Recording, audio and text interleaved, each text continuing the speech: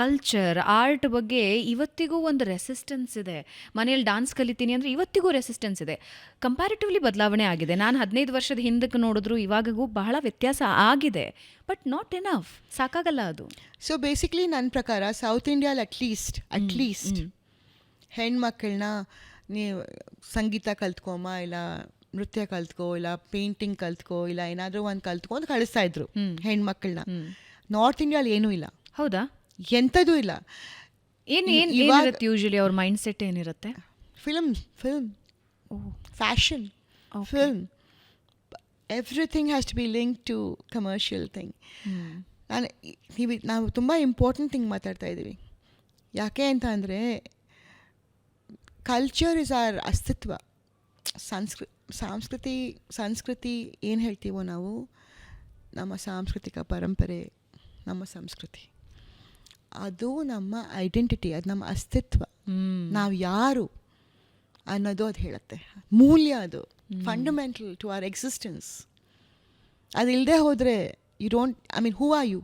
You are not an American, you are not a Britisher, you are not a Parisian. Who are you? You are not a Frenchman. Who are you? you're a ಭಾರತೀಯ. ನಿಂಗೆ ಭಾರತದ ಬಗ್ಗೆನೇ ಗೌರವ ಇಲ್ಲ. First of all ನೀನು ಭಾರತೀಯ. First of all ನಿಂಗೆ ಅದು ಗೊತ್ತಾಗಬೇಕು.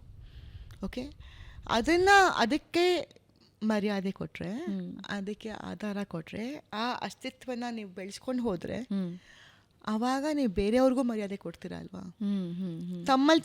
ತಮಗೆ ಮರ್ಯಾದೆ ಇಲ್ಲದೆ ಹೋದರೆ ಬೇರೆಯವ್ರಿಗೆ ಏನು ಮರ್ಯಾದೆ ಕೊಡಕ್ಕೆ ಸಾಧ್ಯ? ಬಟ್ ಇದು ಕೇವಲ ವ್ಯಕ್ತಿಗಳು ಅಲ್ಲ, ಸರ್ಕಾರಗಳ ಜವಾಬ್ದಾರಿನೂ ಹಾಗೆ ಇದೆ ಅಂತ. ವ್ಯಕ್ತಿಗಳೇ ಸರ್ಕಾರ ಮಾಡೋಕ್ಕೆ ಹೋಗೋದು, ಆಯ್ಕೆ ಹಾಕ್ಕೊಂಡು ಸರ್ಕಾರ. What is the government? The government is the people.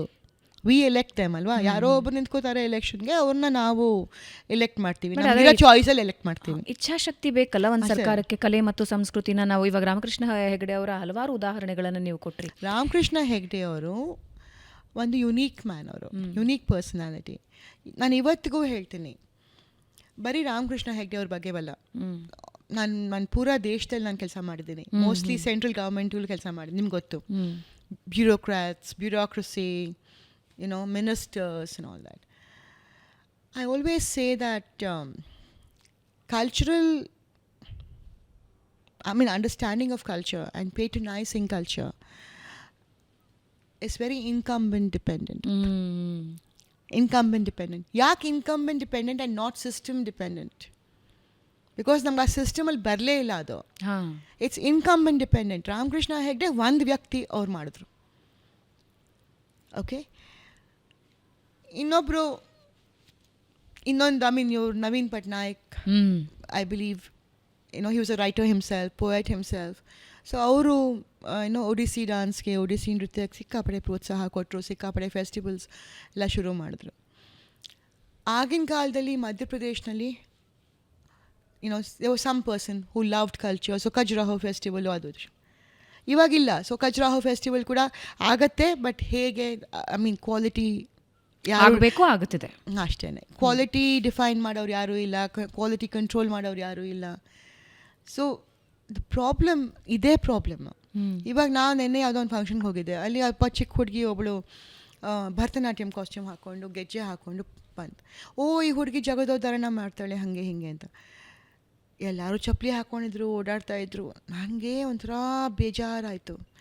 ಅಲ್ಲಪ್ಪ, ಇವ್ರುಗಳಿಗೆ ಅರ್ಥನೂ ಆಗಲ್ವಲ್ಲ ಅವ್ರು ತಪ್ಪು ಮಾಡ್ತೀಯಾರಂತ. ಯಾಕಂದರೆ ಹೇಳ್ಕೊಡೋರಿಲ್ಲ. ನೋಡಿ, ಸಂಸ್ಕೃತಿ ಅಡ್ಮಿನಿಸ್ಟ್ರೇಷನ್ ಆಫ್ ಕಲ್ಚರ್ಗೂ ಅಂಡರ್ಸ್ಟ್ಯಾಂಡಿಂಗ್ ಆಫ್ ಕಲ್ಚರ್ ಇರಬೇಕು. First if you don't have understanding of culture, how you going to administer culture? rightly said. Right?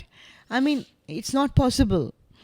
So basically, this lack of understanding and lack of interest in understanding culture, and that has become a generational problem in our country.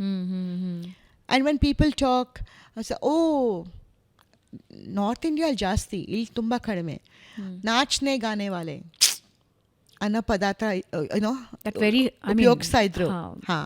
It hurts.